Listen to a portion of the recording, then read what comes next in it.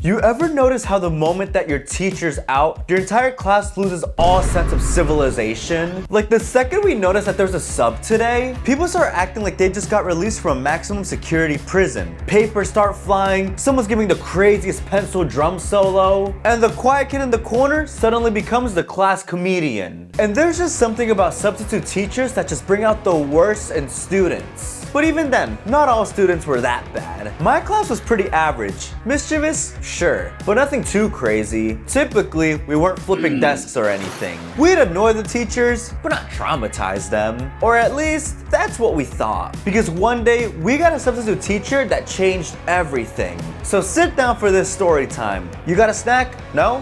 I'll wait.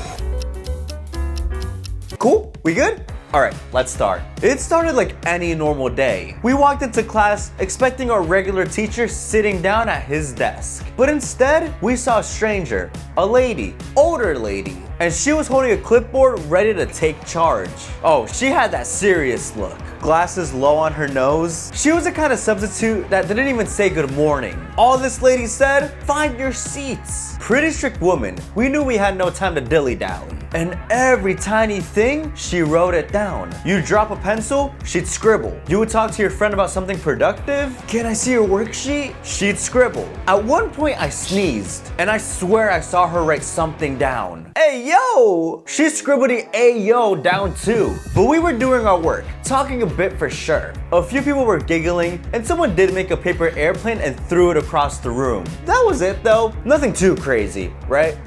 Class, I'm not here to play around. Again, it wasn't that bad. Everyone was a little confused by her comments. Miss, we're still doing our work. I've got my eye on you, Jorge. Jorge. It's Jorge. I don't like your tone. No wonder that lady couldn't get a full-time job. She struggled to read. We felt like we weren't being bad because we could have been worse. I was kind of fed up though, and I was just counting down the minutes until the bell rang. And when that period ended, she was grabbing her things and leaving as if she just survived a war. And we never ever saw her again. Yeah, that lady was only built for the weak.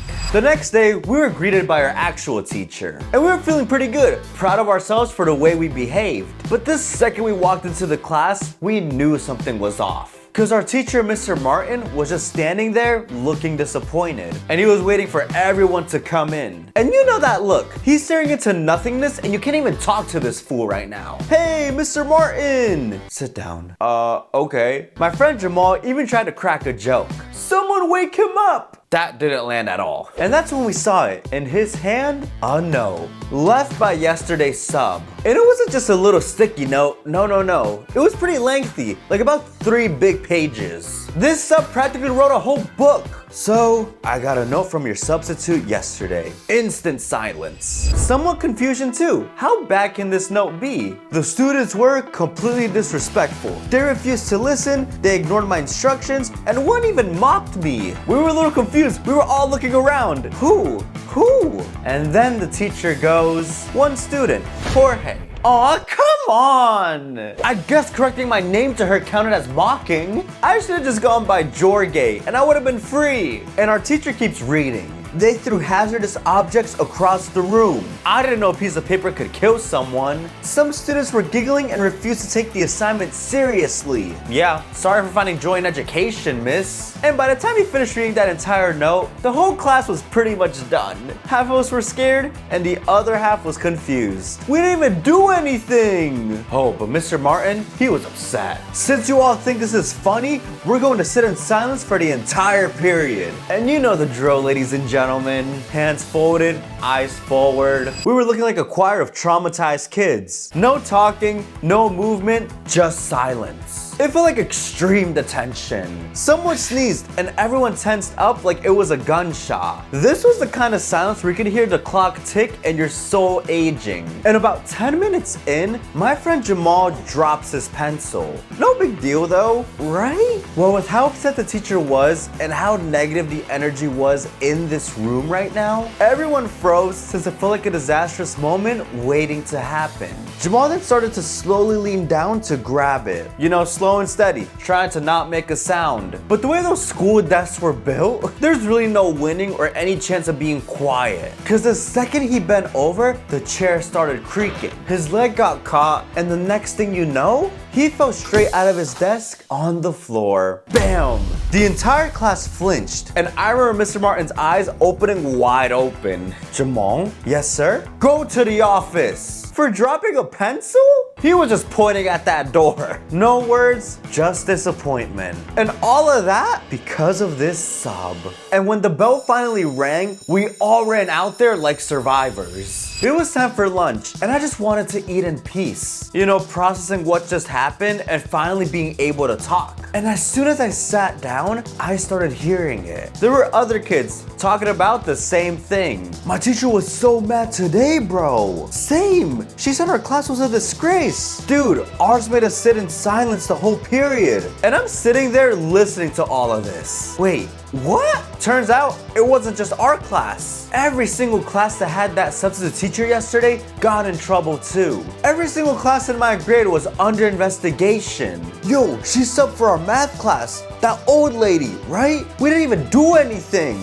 And you have another kid going like, bro, she told our teacher we were uncontrollable. I got called to the hallway to talk in private. And that's when it clicked for me, ladies and gentlemen. She wasn't just a substitute. This lady was an agent of chaos. A one-woman justice system sent to every classroom. Like at that point, it didn't even feel personal anymore. This was easily an organized revenge. And that's when I started forming my theory. That lady wasn't here to teach. She was here for revenge and to represent all substitute teachers. Cause think about it, these people have seen things. They've been through wars most of us could not survive. Kindergartners who curse at them, third graders who choose to not listen at all, high schoolers who start hitting on the young subs. They've witnessed every form of disrespect known to mankind. So one day, I can just picture it. They all just kind of snap.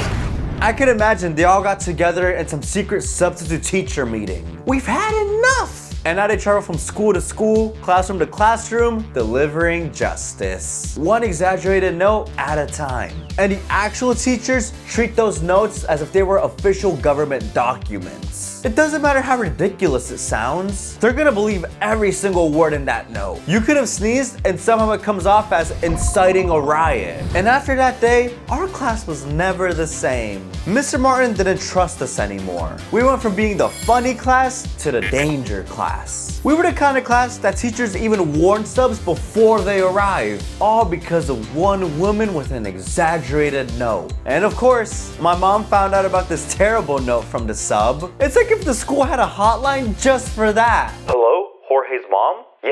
Your son talked back to a substitute teacher. She was an innocent old lady. And the second I walked home through that door, oh, my mom was mad. She was standing there with her arms crossed and everything. ¿Qué hiciste? Nothing. The school called. Oh, come on. What did they even say? You talked back to a teacher. I corrected my name. Hispanic moms don't care about context. You could be framed for a crime and she would still be like, well, you must have done something. And I'm trying so hard to explain that this substitute teacher was calling me Jorge all the time. But my mom does not care at all about what I say. Instead, she'd hit me with this. Next time you see her, you better apologize. Apologize for what? That sub didn't just ruin my class, it ruined my home life as well. But honestly, maybe that lady did teach us something. And it wasn't anything regarding math or history. She taught us that no one holds a grudge like a substitute teacher with a clipboard. I wonder what that lady's up to now, honestly. Maybe destroying more classes and households throughout the city with her infamous notes. Clink!